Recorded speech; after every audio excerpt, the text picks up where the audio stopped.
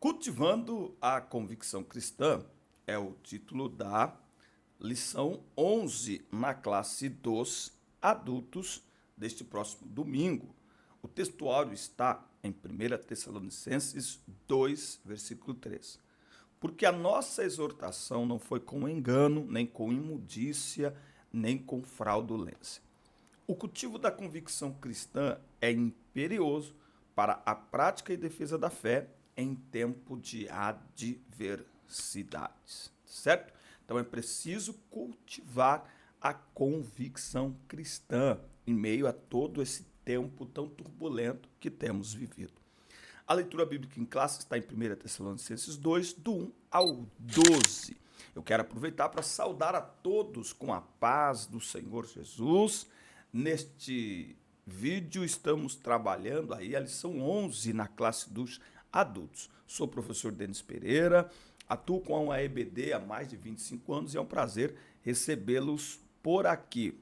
O cenário diferente é porque estamos em Novo Progresso, no Pará. Isso mesmo, moro em Campinas, São Paulo, e depois de 20 horas de viagem, não é? Quase 2 horas de avião até Sinop, depois mais umas 4 horas na rodoviária de Sinop, e aí embarcamos em um ônibus e mais 13 horas de viagem até que chegamos aqui ontem à tarde, no dia 6 de setembro. Hoje é dia 7, quinta-feira, feriado na cidade. Hoje iniciamos aqui uma série de ministrações em cultos e também treinamento para professores, para líderes, tá certo? Enfim, ficamos aqui até domingo, ore por nós, para que Deus cumpra em nós os seus propósitos, tá bom? E por isso que nós estamos nesse cenário. Aqui é muito calor, eu não me adapto muito bem com ar-condicionado, acabei de fazer uma hidratação na garganta, porque, tá bom? E é por isso que eu estou sem terno, tá? Tá ligado só o ventiladorzinho aqui, porque eu não consigo ficar muito com ar-condicionado. Olha só, vamos então abrindo a nossa revista aqui para vocês na tela. O professor Denis fica aqui no cantinho, tá? Lembrando a vocês do nosso treinamento Transforme Suas Aulas. É o primeiro link aqui na descrição. Adquira, você me ajuda muito ao adquirir esse treinamento.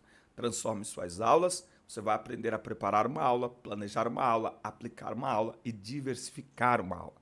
Na mesma sala de aula você tem alunos que aprendem escutando, outros aprendem repetindo, outros aprendem discutindo e outros aprendem anotando.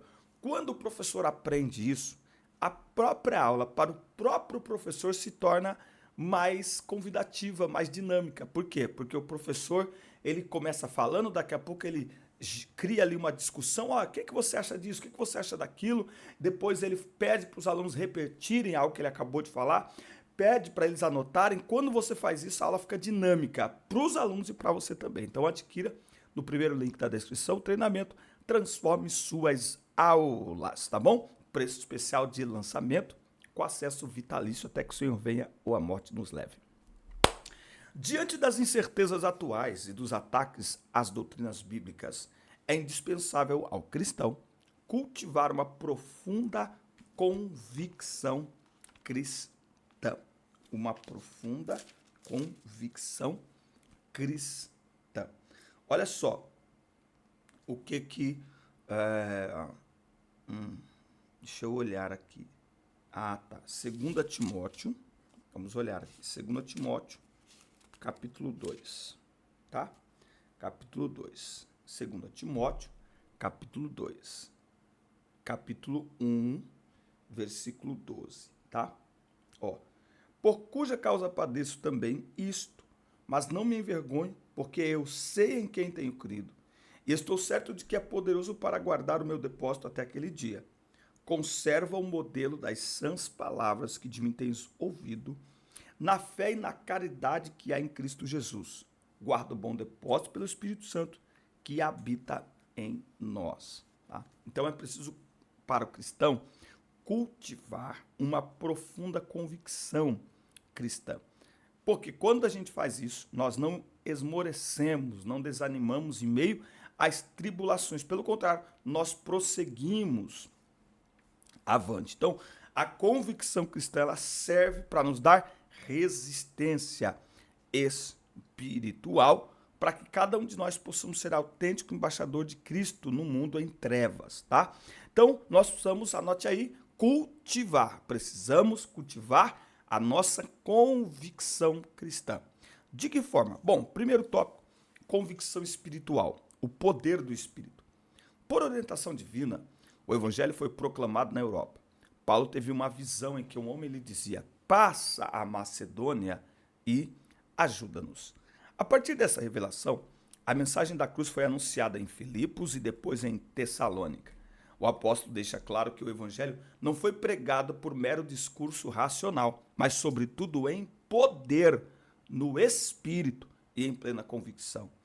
Nesse caso, o evangelho foi ministrado com ousadia no poder do Espírito, tá? Então veja, quando a palavra ela é pregada de uma maneira meramente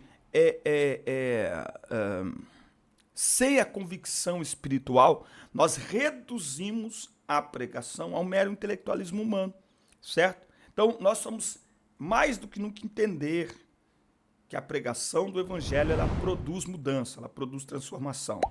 É por isso que a minha tese é a seguinte, que o maior legado que a igreja pode deixar para esta geração é a pregação do evangelho. Mudança social, pregação do evangelho. Libertação, pregação do evangelho. É no poder do Espírito. Não é na nossa força, não é no nosso saber. Tem gente confundindo autoridade intelectual com autoridade espiritual. Tem gente que só chama para pregar na igreja dele se a pessoa tiver diplomas intelectuais. Ah, mas ele é psicólogo, mas esse é advogado. Eu acho legal quando eu vejo um cartaz e que lá está colocado, estará conosco o psicólogo tal. Ei, nós estamos tratando de questões espirituais. É no poder do Espírito, quando a palavra é pregada no poder do Espírito, vidas são mudadas, histórias são mudadas, pessoas são libertas, pessoas são salvas pelo poder do Evangelho. Caso contrário, não acontece nada se não for no poder do Espírito. O apóstolo declara que mesmo tendo padecido e sofrido agravos em Filipos, sua fé não estava abalada. Ele se refere à perseguição sofrida antes de pregar em Tessalônica. Paulo e Silas tinham sido publicamente espancados com varas, em seguida lançados no cárcere interior com os pés no tronco, tá? Todavia, apesar de feridos, perto da meia-noite oravam e cantavam hinos a Deus, tá bom? Para essa cena ficar mais dantesca na sua memória, coloca aí na internet essa prisão, ó. Deixa eu ver se consigo colocar aqui, ó. Escravos no tronco, quer ver, ó? Só para a gente entender em que condições que Paulo e Silas estavam quando, olha lá, ó, escravos no tronco. Eu acho que essa imagem aqui, ela é uma imagem que me parece, aqui, ó, escravos no tronco, tá vendo aqui? Deixa eu ver se você tá vendo aí, tá? Ó, é essa cena aqui, ó, tá vendo aqui, ó, escravos no tronco. Tá vendo? É assim que eles estavam. Em alguns casos, eu já ouvi, né, histórias dizendo que eles ficavam com as costas ligeiramente levantadas. Eles levantavam esse tronco, sabe? Eles levantavam o tronco e aí o escravo ficava só com as costas no chão. Então, o tormento, a tortura, ela era ainda maior. Então, só para você entender que Paulo está falando aqui de um negócio bem crítico, tá? Mas em meio a tudo isso, Paulo, ele mostra o quê? Confiança, né? Ele fala que no meio de suas lutas, ele anunciava Cristo com confiança, tá? Então, nós não devemos desfalecer na pregação do evangelho, mas confiar em Deus, tá? Então, nós estamos vivendo tempos difíceis, há alguns lugares que já não se pode pregar o evangelho, Canadá, Filipinas, tá? México, a igreja é muito perseguida no México, tá bom? No Brasil também, mas eu penso, e aí eu gostaria da sua opinião aí, que no Brasil muito da perseguição que a igreja vem sofrendo é porque a igreja se colocou numa posição, deixa pra lá, mas assim, ó, eu não considero perseguição estes vídeos onde a pessoa está numa avenida paulista sendo grosseiro com as pessoas que estão ali, porque aquilo não é pregar o evangelho. Você não precisa cuspir na cara de ninguém para pregar o evangelho, certo? Não precisa, tá bom? E então eu não considero aquilo pregação do evangelho e nem perseguição ao evangelho aquilo ali. Porque a pessoa está falando do evangelho, aí surge uma outra pessoa, eles começam a brigar e tem uma pessoa filmando aquilo. Para mim, aquilo é proposital. Aquilo é proposital, não é possível, aquilo é fabricado. Fabricado não no sentido de que ele combinou, né, quem está pregando com a outra pessoa que vem ali. Mas quem está pregando foi lá com a intenção de gerar aquela polêmica para filmar e postar nas redes sociais. Não está preocupado em pregar o evangelho. Tá? Aí, eu estou sendo pregadora perseguido na Avenida Paulista. Com aquela atitude vai ser mesmo. Vai ser mesmo, tá? Então, eu particularmente não concordo, tá? Bom, o apóstolo dos gentios assegura que o evangelho anunciado em Tessalônica não foi com engano, nem com imundícia, nem com fraudulência. Mostra que a doutrina cristã não procede de fábulas inventadas, condutas imorais ou artifícios para seduzir as pessoas a crerem em mentiras. Ao contrário, Paulo declara que o evangelho é de Deus e que o próprio Deus o comissionou como arauto, não como para agradar aos homens, mas a Deus que aprova o nosso coração. O que é o arauto? Pensa no momento em que você não tinha cartas, boa parte das pessoas não sabiam ler nem escrever. Então, como é que um rei se comunicava com o seu povo? Através do arauto, certo? Então, o rei chamava o arauto, ou os arautos, porque muitos reinos eles eram povoados por povos de outras nacionalidades, de outras línguas, certo? Então ele chama os arautos, ele transmite uma mensagem que ele quer dizer ao povo, e o arauto, ao chegar aonde o povo está, precisa transmitir a mensagem que o rei enviou na língua que o povo entenda, sem modificar a mensagem que o rei enviou. Caso contrário, o povo pode se comportar de uma maneira diferente do que o rei espera, não porque o povo é desobediente, mas porque a mensagem que esse povo recebeu do arauto estava distorcida. Por isso que é um perigo muito grande a distorção do evangelho. Porque quando o evangelho é distorcido, por isso que o falso mestre tem que ser combatido. Porque quando o evangelho ele é distorcido, quando o pregador distorce a palavra, ele induz as pessoas a praticarem um evangelho distorcido. E aí muita gente está praticando um evangelho distorcido, que não é o evangelho de Cristo, não porque são rebeldes ou desobedientes, mas porque estão sendo expostas ao evangelho distorcido. Então uma pregação distorcida gera uma fé distorcida e, portanto, uma obediência distorcida, mais conhecida como rebeldia. Não porque a pessoa não queira obedecer, mas porque ela recebeu uma transmissão distorcida da mensagem. Então isso é um grande problema. Agora, Paulo diz, não, nós não fomos até vocês com engano, nós não fomos até vocês com mentira, nós não fomos até vocês com fraudulência. Pelo contrário, nós lhes anunciamos o evangelho de Deus, não como para agradar aos homens, mas a Deus que prova o nosso coração.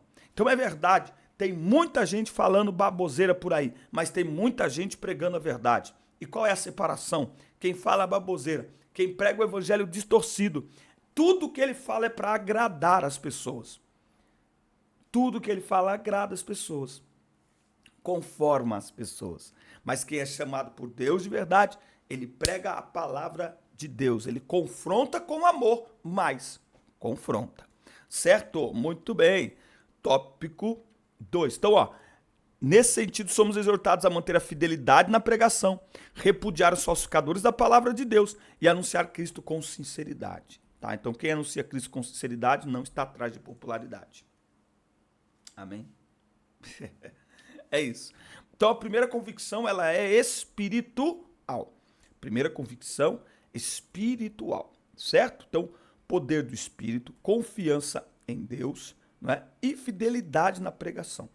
Segundo tópico aqui, chegando para vocês, tem alguém aí ainda? Se tiver, dê like no vídeo, deixe seu comentário, inscreva-se no canal, você sabe que tudo isso é muito importante. Convicção moral. Primeiro, convicção espiritual. Agora, convicção moral. Retidão nas ações. A conversão opera a transformação moral na vida do crente salvo. Desse modo, a Bíblia orienta, entre outras recomendações, a deixar a mentira e falar a verdade. Deixar o furto e ser honesto. Não pronunciar palavras torpes e dizer apenas o que edifica. É o contraste. Nesse aspecto, o apóstolo Paulo reivindica a retidão às próprias ações ao afirmar: nunca usamos de palavras lisonjeiras, nem houve um pretexto de avareza. Tá? Então, o falso cristão, só ele é que busca poder e influência por meio da bajulação mentirosa.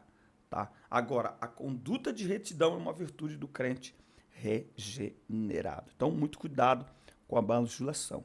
O crente verdadeiro, o pregador verdadeiro, ele é reto nas suas ações. Ele também tem uma reputação ilibada. Considera-se portadora da reputação ilibada a pessoa de reconhecida idoneidade moral. Veja como Paulo avalia sua reputação com esta frase: não buscamos glória dos homens, nem de vós, nem de outros. Essa postura adotada por ele em todo lugar demonstrou a coerência e integridade de seu apostolado, porque ele não procurava obter vantagens nem honra em parte alguma. Tá? Então a conclusão é clara: os que aspiram fama e prestígio caem em tentação e maculam o evangelho. Nosso viver deve glorificar a Deus, a ele seja a glória na igreja e em Cristo Jesus para sempre. Nessa questão dessa reputação ilibada, e nessa questão aqui que ele coloca da fama, do prestígio, cabe a cada um de nós termos um cuidado com isso. Por que eu estou dizendo isso? Porque é comum as pessoas nos procurarem nos receberem bem, né? Eu estou em Novo Progresso no Pará.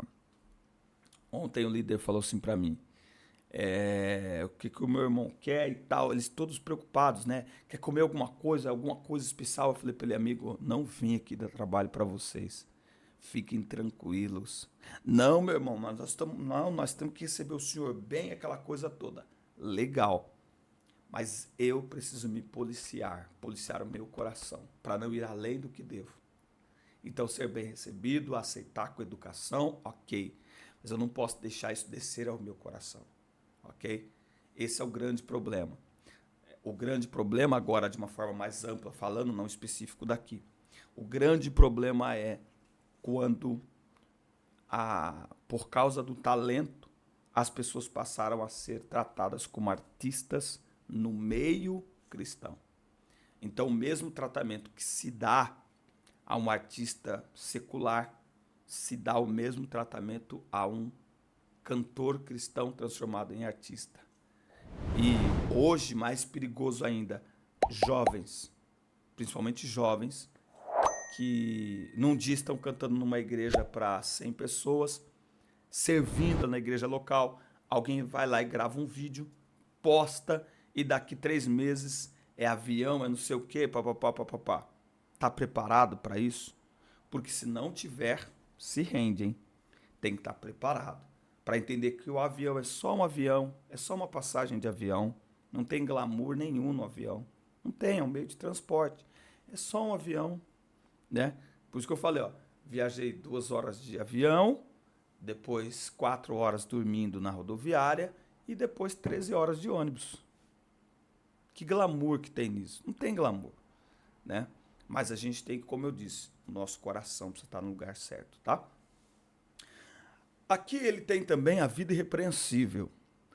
O adjetivo irrepreensível denota uma conduta que não pode ser censurada. Nesse contexto, o apóstolo invoca a Deus e a igreja em Tessalônica como testemunhas de sua postura justa e irrepreensível. Tá? Então, uma postura que não pode ser censurada. Tá? Então, o que é alguém irrepreensível? É alguém que não pode ser repreendido. Não porque não cometa nenhum erro, mas porque não deixa pontas soltas. Ou seja, quando erra, volta e corrige as coisas. Se alguém se levantar, uma pessoa irrepreensível é alguém que quando é acusada, ela não precisa se defender. Alguém se levanta para defendê-la. Por isso que ela é irrepreensível. Ô, tá falando de quem aí? Não, não, não. Não, não, não. Eu conheço, ando com ele. E isso que você está falando, aí tem duas opções. Ou não fez, ou fez, mas já pediu perdão. Fez, mas já se consertou. É uma pessoa irrepreensível, tá? Então, essa expressão, ela traz pra gente estas designações, né? Ela implica em obediência nas questões morais, atitude de retidão exemplar e conduta sem motivo algum de reprovação, tá? Então já diz um antigo linguajar, não é? Que para você construir uma reputação leva anos, para destruir leva segundos. Hoje basta uma foto na internet. Aliás, muito cuidado com boatos, gente. Você sabe que hoje em dia as pessoas elas julgam os outros pelo título de um vídeo e não pelo vídeo em si. Se você colocar no título do vídeo, pastor é visto bebendo, por exemplo, mesmo que no vídeo esse não seja o conteúdo, ele será julgado pelo título do vídeo. Então nós precisamos ter muito cuidado, porque a destruição de reputação, ela é algo absurdo e vergonhoso, certo? Mas nós também temos que ter cuidado com a nossa reputação. Para quê? Para sermos pessoas irrepreensíveis. Que não haja nada de que sermos envergonhados e nem envergonharmos a palavra de Deus, certo? Muito bem. Convicção espiritual, convicção moral e convicção social. É isso aí. Vamos falar sobre isso. Se você não estiver inscrito no canal ainda, inscreva-se, ative aí as notificações, dá like no vídeo e deixe seu comentário, que é muito importante para nós. Bem-estar comum. O bem-estar comum alcança o homem em suas necessidades físicas e espirituais. Não por acaso, a Bíblia fornece instruções para o bem-estar espiritual e social dos seres humanos. O papel da igreja é o de proclamar o evangelho e aliviar o sofrimento, promovendo o bem-estar social entre os irmãos. Abacuque registra que os problemas sociais de sua época resultavam do pecado, tais como inversão de valores, violência e injustiças. Assim, o mal social tem origem no pecado. Por isso que eu falo que a pregação do evangelho ela vai produzir transformação social. Porque onde o evangelho é pregado e pessoas são alcançadas pelo evangelho, nascem de novo, estes problemas sociais perdem o seu poder, perdem a sua intensidade. Por quê? Porque aí, ao invés de inversão de valores, você tem aí o quê? Uma reconstrução dos valores, a obediência aos valores. Você tem aí a diminuição da violência, você tem aí a diminuição das injustiças, tá? Então, é interessante que a gente entenda isso. O poder transformador do evangelho, tá? O dever cristão engloba moral e social. A dedicação exclusiva de uma parte em detrimento da outra não retrata o evangelho de Cristo. Então, o evangelho vai trabalhar o ser humano como um todo. Não é só o espiritual. O espiritual vai transbordar sobre o moral, sobre o social, certo? O apóstolo se dedicou com profundo altruísmo na propagação do evangelho. Apesar do direito inerente ao seu apostolado, ele decidiu nada receber, ainda que podíamos, como apóstolo de Cristo, ser-vos pesados. Assim sendo, para prover o necessário sustento, o apóstolo valeu-se de seu ofício de fabricante de tendas. Acerca disso, recordava aos irmãos do seu trabalho e fadiga, pois trabalhando noite e dia para não sermos pesados a nenhum de vós.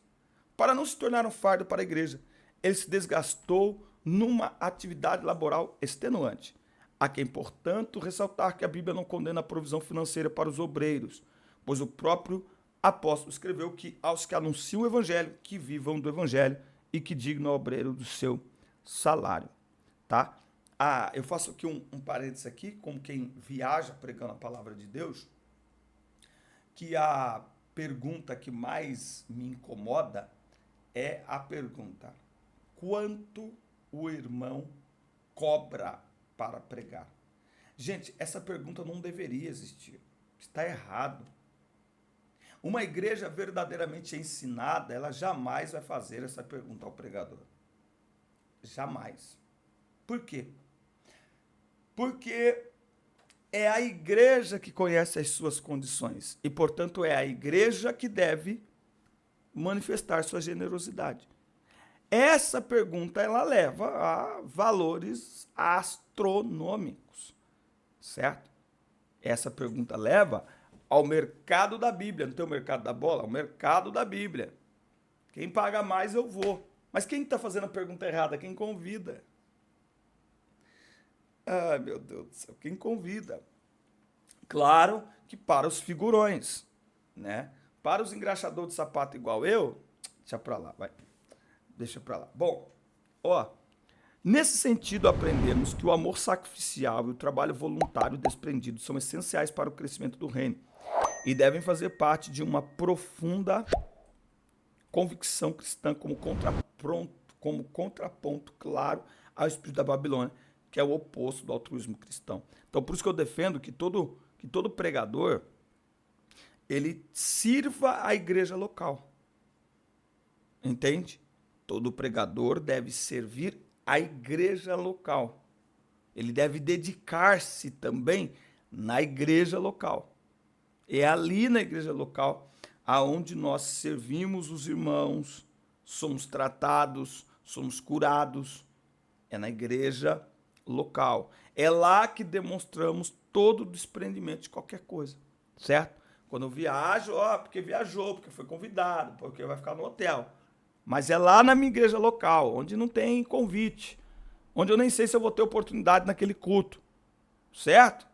Lá na escola dominical da minha igreja, com 7, com 8 adolescentes. É lá que eu demonstro o meu altruísmo pela obra de Deus. E é lá também que eu trato o meu orgulho no sentido de fama, no sentido de, hoje eu estou no hotel em Novo Progresso, os irmãos estão me levando para jantar e para almoçar toda hora, daqui a pouco vou me levar para comer um açaí, como é que eu trato isso? Para eu não voltar para minha casa achando que agora eu sou a estrela da Bíblia. No próximo domingo, não nesse, que nesse eu ainda vou estar aqui. No outro domingo, dia 17, né? No dia 17, estarei lá na minha igreja, dando aula ou atuando como superintendente lá, que eu sou da escola dominical. Na próxima terça-feira, eu chego de viagem na segunda, na terça-feira estarei lá na minha igreja, sentado, escutando meu pastor dar o ensino ou qualquer outro pastor lá, que na sua maioria eles não viajam e tal. Entendeu? É isso. Então, muito claro, nós devemos deixar as nossas convicções, certo? Precisam ser sempre muito bem firmes para que nós possamos permanecer diante das adversidades, diante até mesmo dos convites que venham ser oferecidos. Nós precisamos permanecer e fortalecer a nossa convicção cristã, para que nada nos faça parar, para que nada nos faça desistir, pelo contrário, para que a gente siga sempre avante como o apóstolo Paulo, independente das situações, dos momentos, das condições, mas que possamos permanecer firmes e constantes, sempre abundantes na obra do Senhor, sabendo que o nosso trabalho não é vão no Senhor. Amém, meus amigos? Obrigado por nos acompanhar. Assista, curta, compartilhe e inscrevam-se no canal. E até o próximo encontro. Deus abençoe vocês.